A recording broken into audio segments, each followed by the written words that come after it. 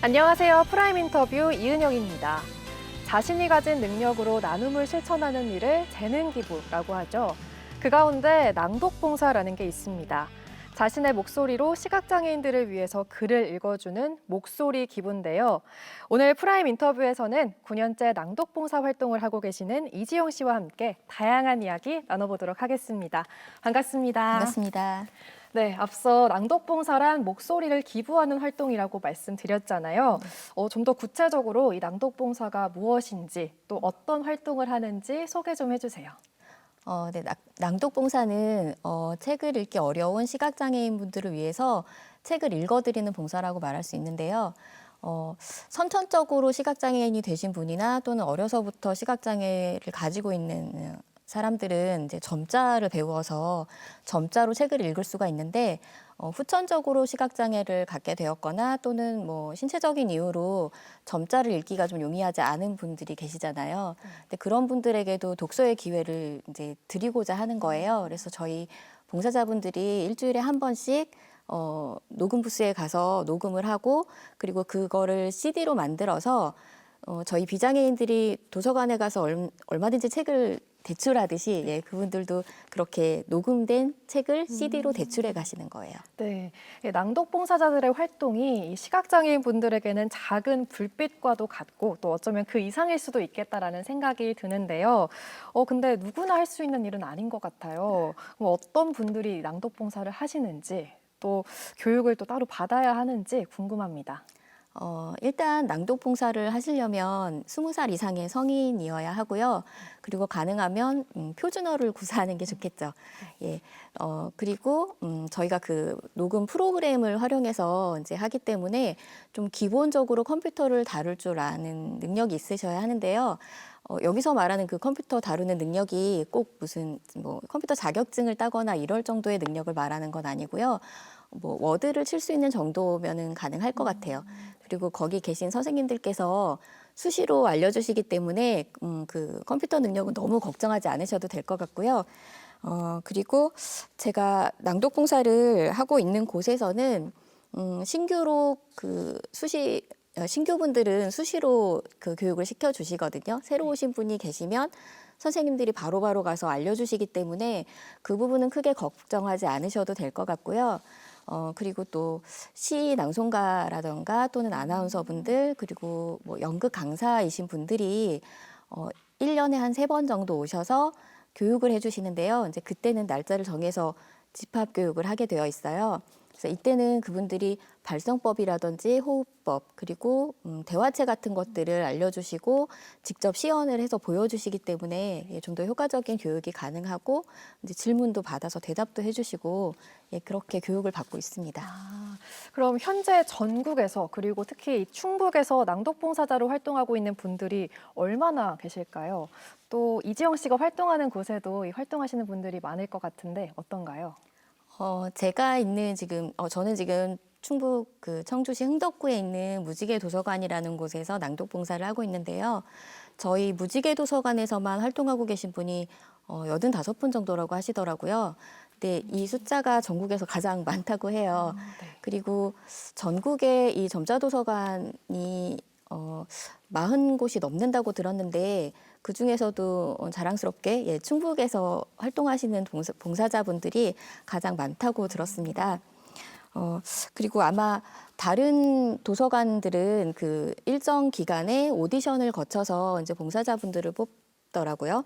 예, 근데 무지개 도서관은 그 수시로 뭐 전화나 메일을 통해서 봉사자분들을 모집하고 있고 그리고 교육기간을 이제 거친다기보다 좀 처음에 미흡하더라도 본인이 열정과 의지를 가지고 하고자 하는 마음이 있다면 충분히 연습할 기간을 주세요.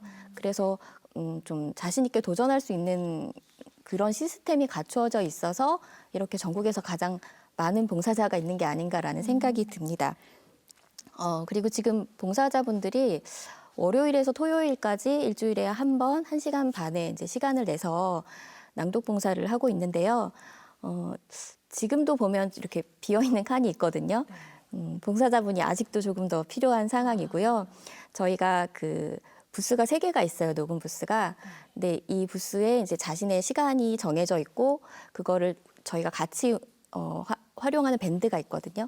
그래서 그 밴드에서 이제 전체 시간표를 올려주시고 또 가끔 이제 일정이 생겨서 못 하게 될 때가 있잖아요. 그러면 이제 무슨 요일에 몇 번 방에 몇 시 이제 부스 빕니다 이렇게 알려드리면 또 다른 분이 그 시간을 대신 사용하실 수도 있어요. 그렇게 해서 가능하면 부스가 좀 비지 않고 돌아갈 수 있게 그렇게 노력을 하고 있습니다.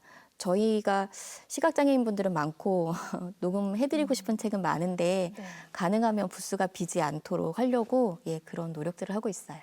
네. 이지영 씨가 낭독봉사를 한 지 올해로 9년째라고 하잖아요. 그럼 처음에 어떻게 해서 이 일을 하게 되셨나요?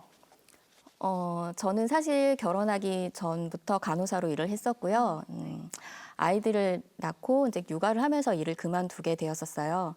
근데 이제 간호사로 일을 하면서 몸이 불편한 분들을 많이 봤었고, 그리고 도움이 필요한 분이 많다는 것도 이제 알고는 있었거든요. 근데 이제 육아를 하면서 일을 그만두게 되고, 그러면서 뭔가 물론 이제 육아도 중요하지만 제 자신이 채워지지 않는 그런 부분들이 있더라고요.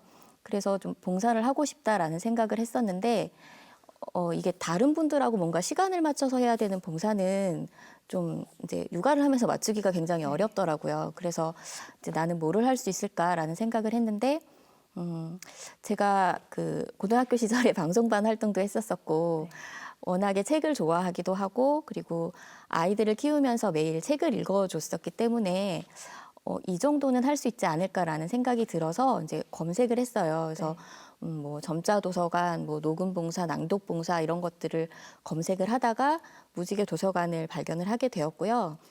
그래서 좀 떨렸는데 용기를 내서 전화를 했고 신청을 하게 되었습니다. 네, 그동안 40여 권의 책들을 녹음했다고 들었는데 혹시 첫 녹음 당시에 뭐 긴장감이나 설렘 같은 그런 감정들, 또 활동하면서 이런저런 추억들이 많으셨을 것 같은데 어떤가요? 처음에 녹음할 때 제가 좀 많이 떨렸었어요. 제가 잘할 수 있을까 또는 내 목소리가 안 예쁘면 어떻게 하지 이런 걱정도 됐었고 과연 한 권을 내가 끝낼 수 있을까라는 걱정을 좀 했었는데요. 제가 처음에 그 시작할 때 제 스스로하고 이제 약속을 했던 결심이 일단 딱 3권만 하자, 무조건 3권은 하자라는 생각을 했었어요. 그렇게 해서 시작을 했었고, 처음에는 그 녹음 기기도 이제 낯설고, 그래서 녹음하고 들어보는 시간이 더 많았던 것 같아요. 녹음을 하는 시간보다. 그래서 계속 들어보고 하고 수정하고 했었는데요. 이제 지금은 좀 연차가 되다 보니까 이제는 그냥 쭉 녹음을 하고 틀린 부분은 한꺼번에 이제 수정을 하게 되었어요. 그래서 처음에는 딱 3권만 하자라고 했었던 게 지금 이렇게까지 좀 길게 이어지게 되었고요. 네. 제가 녹음을 하면서 가장 어려웠던 책이 좀 기억에 남는데요. 순이 삼촌이라는 책이었어요. 네. 근데 이 책에서 그 여러 가지 지역의 사투리가 나오는 거예요.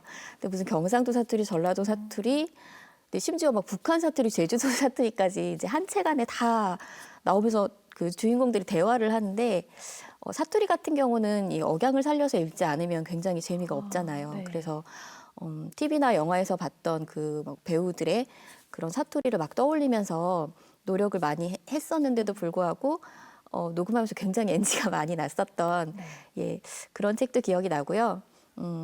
그리고 쇼코의 미소라는 책을 녹음을 하면서 제가 마지막 부분을 읽을 때 이 등장인물의 감정이 이입돼서 이제 읽다 보니까 이제 소리를 내서 읽다 보니까 감정이 막 이입이 되더라고요. 그래서 마지막에 녹음을 하면서 이렇게 목이 메어가지고 녹음이 계속 중단이 되었었던 적이 있었어요. 그러면서 이게 아마 내가 눈으로만 읽었으면 겪지 못했을 감정인 것 같다라는 생각을 그때 했었고요. 그러면서 이게 내가 남에게 책을 읽어주는 봉사긴 하지만 내 스스로도 책을 굉장히 깊게 읽게 되는 그런 거구나라는 깨달음도 좀 얻게 되었었던 것 같아요. 그리고 책 한 권을 이제 여러 번에 이제 나눠서 녹음을 하잖아요. 그래서 어떨 때는 지난주에 녹음을 했는데 이번 주에 연이어서 해야 되는데 목소리 톤이라든지 이런 게 이어지지 않을 때가 있어요. 그래서 가능하면 이제 감기에 걸리지 않도록 노력을 많이 하고 있고 감기에 걸려서 목이 이제 잠기거나 하면은 아무리 제가 하고 싶어도 하면 안 되겠더라고요. 예, 연결이 되어지지 않으니까. 네. 그래서 그것 때문에라도 더 제가 감기에 걸리지 않으려고 노력을 하게 되는 것 같아요. 네, 책의 장르가 다양하잖아요. 장르에 따라서 녹음하는 시간도 좀 다를 것 같은데 보통 책 종류에 따라서 녹음하는 시간이 어느 정도이고 또 어떻게 녹음이 진행되는지도 궁금합니다. 네, 물론 이제 책이 두께에 따라서 녹음 시간이 이제 달라지는데요. 대체적으로는 에세이 같은 경우는 이제 한 톤으로 쭉 읽어나가면 되니까 네. 그런 경우는 한 세네 달 정도 걸리는 것 같고요. 좀 두껍거나 글씨가 좀 빽빽한 그런 소설 같은 경우는 길게 걸리면은 막 8개월, 9개월까지도 걸렸던 것 같아요. 그래서 굉장히 시간이 오래 걸리는데 제가 이제 녹음하는 걸로 이게 끝나는 게 아니라 이렇게 녹음을 하면 저희 이제 교정 봉사자분들이 또 계시거든요. 네. 그래서 그분들이 이거를 처음부터 꼼꼼하게 들으면서 뭐 발음이 틀렸다든지 아니면 이제 잡음이 들어갔는지 또는 누락된 부분이 있는지 이런 것들을 다 검토를 해서 체크를 해서 다시 넘겨주시고요. 그 체크한 것들을 다시 수정을 해서 이제 저희 그 담당하시는 선생님께서 그거를 이제 CD로 만드시는 거예요, 최종적으로. 그래서 그 CD들을 이제 대출해 가시는 그 과정이 사실은 굉장히 길거든요. 그래서 어떨 때는 이게 신간인데 녹음을 다 끝내고 시각장애인분들한테 전달되면 이미 신간이 아닌 경우가 되어버려서 좀 안타까운 마음이 듭니다. 네, 이야기를 나누다 보니까 이지영 씨가 어떤 목소리로 어떻게 낭독하는지 보고 싶어지는데요. 그래서 그동안 녹음했던 책 가운데 좀 특별히 기억에 남는 책을 저희가 좀 낭독해달라고 미리 말씀을 드렸잖아요. 오늘 어떤 책 내용 준비하셨나요? 정재찬 교수님이 쓰신 우리가 인생이라 부르는 것들이라는 책인데요. 네. 이 책에서는 이제 시를 소개해주고 그 시와 관련된 인생 이야기를 이렇게 쓰셨어요. 제가 지금 읽을 부분은 그 지하철역에서 만취한 사람을 이렇게 다독이고 위로해줬던 한 청년의 이야기가 나오고 그 이야기와 함께 이제 안아주기라는 시가 소개되고요. 네. 그 뒷부분에 이어지는 부분입니다. 요즘같이 추운 계절에 정말 따뜻한 위로가 될 것 같다는 생각이 드는데요. 그럼 한번 들어볼까요? 네. 누군가를 안아준다는 게 쉬운 것 같지만 쉽지 않잖아요. 모르는 사람과 가슴 맞댄다는 건 참 힘든 일입니다. 선의조차 의심받기 쉬운 요즘 세상에서는 더욱더 어려운 일이지요. 하지만 그 어려운 순간을 넘어 일단 안아주게 되면 슬픔도 따뜻해지고 미움도 따뜻해지는 법입니다. 어쩌면 내가 아는 것은 그 사람이 아니라 그 사람의 어둠, 허공, 슬픔, 미움일지 모릅니다. 그것을 다 안아주는 겁니다. 우리 엄마, 아빠, 선생님, 예수님, 부처님이 그러신 것처럼요. 그런 가슴이 없다면 부모가 아니고 스승이 아니고 신도 성인도 아닐 겁니다. 가슴 없는 우주는 우주가 아니듯이 말이죠. 네, 잘 들었습니다. 내용도 좋은데 따뜻한 목소리까지 더해지니까 더 훈훈해지는 것 같은데요. 그런데 녹음을 하다 보면은 발음을 좀 잘못해서 다시 해야 할 때가 있고 또 소설 같은 경우에는 등장인물이 많잖아요. 그 등장인물별로 똑같은 톤으로 해야 될지 그런 고민과 선택이 필요할 것 같기도 한데 혹시 낭독할 때 특별히 신경 써야 하는 부분이 있다면 어떤 게 있을까요? 저도 참 소설이 어려운데요. 소설 같은 경우는 등장인물들이 많이 나오잖아요. 그래서 목소리가 똑같으면 읽는 분들이 헷갈릴 수가 있고, 그래서 저도 이제 나름대로 고민을 하다가 이제 저 나름대로의 이제 방법을 찾아낸 게, 내가 가상의 캐스팅을 해보자. 그래서 이 등장인물은 배우 누구누구라고 생각하자. 예, 그렇게 해서 나름대로 가상의 캐스팅을 해서 목소리를 내는 게 이제 저만의 노하우고요. 어떤 날은 책을 읽으면서 당연히 남자라고 생각하고 이제 남자 목소리를 이렇게 읽었단 말이에요. 근데 나중에 가서 그게 여자였다는 게 드러나서 네. 아쉽지만 다시 녹음을 해야 되는 경우도 있었어요. 네. 근데 이렇게 다시 녹음을 하는 건 사실 그렇게 어려운 일은 아닌데요. 좀 제가 많이 신경을 쓰는 부분은 그 습관적인 부분들 있잖아요. 반복적으로 되는 것들. 네, 시각장애인 분들이 그 귀가 되게 예민하시기 때문에 그런 뭐 발음 틀린 거 이런 것보다 습관적으로 들어가는 소리들이 더 신경이 쓰인다고 하시더라고요. 그래서 뭐 이렇게 책장 넘기는 소리라든지 아니면 자기도 모르게 침을 꼴깍 삼키는 소리라든지 아니면 뭐 이렇게 끝날 때 이런 소리조차도 예, 굉장히 예민하게 들린다고 하셨어요. 그리고 뭐 읽으면서 하면서 이렇게 쩝소리를 내면서 읽는 경우들도 있고요. 그래서 반복적으로 들어가는 소리들이 있지는 않나 그런 것들을 좀 많이 신경 쓰면서 책을 읽고 있고요. 그리고 이 봉사가 물론 책을 읽어주는 봉사이긴 한데 그렇다고 정말로 읽듯이 읽으면 듣는 사람 입장에서는 정말 재미가 없어요. 그러니까 저도 녹음하고 들어보면 이게 정말 이렇게 딸딸딸딸 읽듯이 하면 재미가 없더라고요. 그래서 앞에 정말 아무도 없지만 대상자가 앉아 계신다고 생각하고 제가 그 이야기를 말하듯이 읽어준다라고 하면 그래도 듣기에 좀 낫더라고요. 예, 그래서 그런 방법들로 하고 있습니다. 네. 낭독 봉사를 9년 동안 해오면서 정말 많은 우여곡절이 있었을 것 같습니다. 그 중에서 가장 보람을 느낀 일이 있다면 어떤 게 있을까요?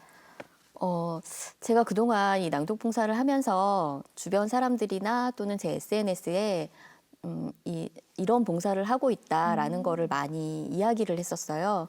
그래서 그런 것들을 알려드릴 때마다 이런 봉사가 있는 줄 몰랐다. 그래서 관심을 갖게 되시는 분들, 그리고 우리 동네에도 있는지 찾아봐야 되겠다. 그리고 신청해 봐야 되겠다라고 하신 분들이 많이 생겼고요. 그리고 실제로 이제 무지개 도서관에도 저로 인해서 이 봉사를 알게 돼서 지금 같이 봉사활동을 하고 계시는 분들이 계시거든요. 그래서 저는 한 명이기 때문에 사실 책을 한 권 녹음하고 뭐 2권 녹음하고가 시간이 많이 걸리는데 이제 저로 인해서 이 녹음 봉사에 참여하시게 되면 더 많은 시각장애인들에게 더 많은 책을 제공할 수가 있잖아요. 그래서 저로 인해 알게 되는 사람들이 많다라는 부분에 있어서 보람을 많이 느끼고요.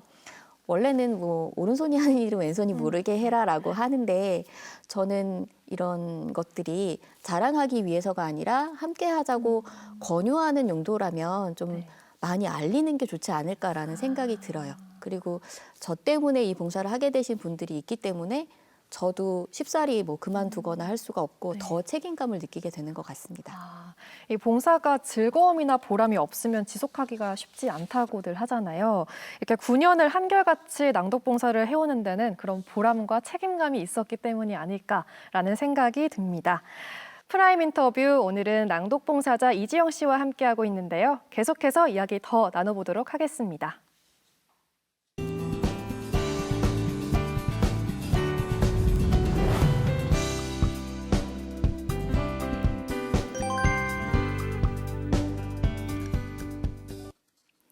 네, 코로나19 여파로 이 낭독 봉사 방식도 많이 바뀌고 있다고 하는데 이지영 씨의 경우에는 어떠신가요? 코로나가 시작되면서 집에서 녹음을 하는 홈 리코딩 방식도 많이 이제 활용되고 있다고 하는데요. 제가 봉사하고 있는 무지개 도서관에서는 이제 홈 리코딩을 하고 있지는 않아요. 왜냐하면 그 집에서 녹음을 하려면 아무래도 방음이 제대로 되지 않기 때문에 생활 자본 같은 게 좀 들어갈 수가 있거든요. 그래서 이제 코로나가 시작되고 사실 많이 심할 때는 중간중간에 저희 봉사가 중단되기도 했었어요. 그래서 좀 안타까웠었는데 이제 지금은 방역을 좀 철저하게 하면서 하고 있습니다. 녹음 부스에 들어가기 전에 먼저 그 소독 티슈로 뭐 손잡이라든지 키보드, 뭐 책 독서대 뭐 이런 것들을 다 닦고요. 그리고 녹음이 끝나고 나면 문을 활짝 열어서 환기를 시키고 다음 봉사자분들을 위해서 한 10분 정도 미리 끝내주고 그런 식의 방식으로 지금 녹음을 계속 하고 있어요. 코로나가 시작되면서 많은 대면 봉사들은 지금 중단되었다고 하더라고요. 그래서 많이 안타까운데 이 낭독 봉사는 혼자서 부스에 들어가서 하는 것이기 때문에 이런 시국에도 그나마 할 수 있어서 좀 다행이라는 생각이 듭니다. 네, 시각장애인분들이 녹음 도서를 많이 듣다 보면 유달리 선호하는 분야의 책이 있을 것 같아요. 또 비장애인들은 미처 생각하지 못한 책들을 찾는 분들도 있을 것 같은데 어떤가요? 의뢰가 들어온 책을 읽기도 하는데요. 대부분은 이제 봉사자분들이 도서관에 가서 자신이 읽을 책을 이제 고르게 되어 있어요. 그러면 저 같은 경우는 사실 시집이 되게 어렵거든요. 근데 봉사자분들 중에는 시집을 정말 맛깔나게 잘 읽는 분들도 계시더라고요. 그래서 자신한테 맞는 책을 읽는 게 가장 좋은 것 같고요. 저도 녹음 봉사를 하다가 내가 읽기에는 이런 책이 편한데 들으시는 분들은 어떤 책을 원하는지 궁금해져서 여쭤본 적이 있었거든요. 근데 그분들은 소설을 듣고 싶어 하시더라고요. 아무래도 재밌으니까. 네. 그래서 그 얘기를 듣고 소설이 좀 어렵긴 하지만 듣고 싶은 분들의 좀 의향을 맞춰드려야 되겠다는 생각이 들어서 좀 가능하면 소설을 읽으려고 노력을 많이 하고 있습니다.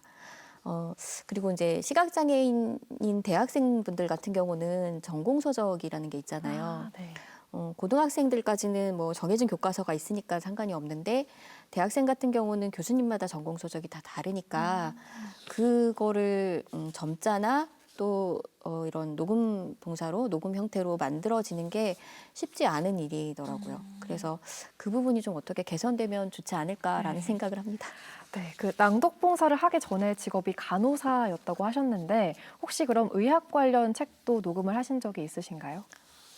예, 한 번은 저희 그 밴드에 담당 선생님께서 이 책을 녹음해 주실 분이 계신가요? 하고 올린 적이 있었어요. 네. 근데 그게 이제 시각장애인 분들이 안마를 배우려고 이제 필요한 책이었었거든요. 네. 그래서 어떤 분이 이제 하겠다고 하셨는데 가서 이제 그걸 보시더니 못하겠다고 하신 거예요. 이제 용어 자체가 뭐 뼈 관련된 이름, 뭐 정형외과적인 이름들이 너무 많이 나와서 이제 그분이 못하겠다고 하셨대요. 그래서 아무래도 그런 용어에 조금이라도 익숙한 제가 하는 게 낫지 않을까 싶어서 예, 제가 한다고 맡았었던 적이 있습니다. 네, 이지영 씨가 이 녹음 도서를 만들면 여러 시각장애인 분들이 들으시잖아요. 저라면 그분들의 반응이 되게 궁금할 것 같은데 뭐 목소리는 마음에 드는지 발음은 또 정확했는지 그런 반응들이 올 때까지 좀 초조할 것 같기도 한데 어떠세요? 일단 제 의뢰가 들어왔던 책들은 좀 빠르게 제작이 되어서 그 부분에 있어서는 만족해 하신다고 제가 전해 들었고요. 솔직히 저희가 직접적으로 뭐 제 책을 읽고 어떠셨는지 이렇게 듣지는 못하는데요. 제가 녹음한 걸 1차적으로 들으시는 분들이 교정봉사 하시는 분들이거든요. 근데 그분들이 듣고 이제 틀린 부분을 체크도 해주시지만, 종종 총평을 남겨주시는 분들이 계세요. 그래서 네. 뭐 재밌었다, 발음이 정확했다, 네. 듣는 동안 굉장히 편했다 이런 이제 멘트들을 주시면 그게 굉장히 기분이 좋더라고요. 그리고 아마 교정봉사 하시는 분들이 들었던 그 느낌 그대로 시각장애인 분들이 느끼시겠구나라는 생각이 들어서 예, 네. 기분이 좋았어요. 근데 사실 장애라는 게 직접 겪어보지 않으면 굉장히 그 어려움을 헤아리기가 어렵잖아요. 그래서 제가 쉽게 상상이 되지 않는 부분이 있습니다. 그 시각장애인들은 녹음 도서를 들으면 되는데 장애 유형에 따라서 또 책을 읽기 어려우신 분들이 좀 많잖아요. 그 부분에 대해서도 한번 설명해 주시죠. 예, 지금도 제가 안경을 쓰고 있는데 이게 사실은 돋보기거든요.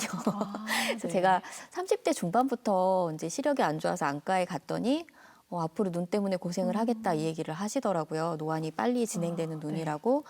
그래서 제가 처음에 이제 이 낭독봉서를 시작할 때는 제가 시각장애인들을 위해서 녹음을 한다라는 생각을 했었는데 이제 어느 순간부터는 어쩌면 미래의 나를 위한 녹음일 수도 있겠다라는 생각이 들었었어요. 네. 그리고 이렇게 이제 뭐 책으로 만들어서 하는 녹음 봉사, 낭독 봉사도 있겠지만 찾아가는 책 읽어주기 봉사도 있더라고요. 그래서 혼자 사는 뭐 독거노인 분들이나 요양원에 계시는 그 노인분들 또는 아직 글을 읽지 못하는 소아 암병동에 있는 어린이들 그런 이제 환우들에게 찾아가서 책을 읽어주는 그런 봉사들도 있는 걸로 알고 있습니다. 네. 이지영 씨처럼 이렇게 낭독 봉사를 희망하는 분들이 많을 것 같은데 그분들께 좀 도움이 될 만한 이야기가 있다면 어떤 게 있을까요? 봉사라고 하면 일단 남을 돕는다라는 생각을 먼저 하시잖아요. 네.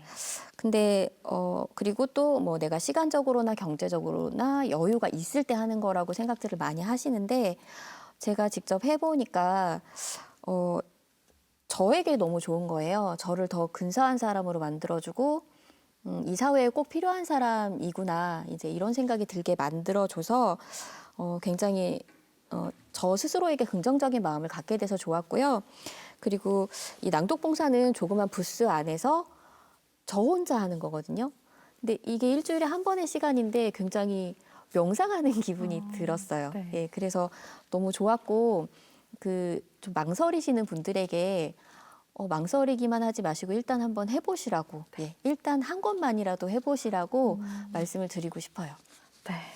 그리고 낭독봉사일 말고도 지금 뭐 책도 쓰시고 작가로도 활동하고 있다고 들었는데 그동안 어떤 책들을 쓰셨나요?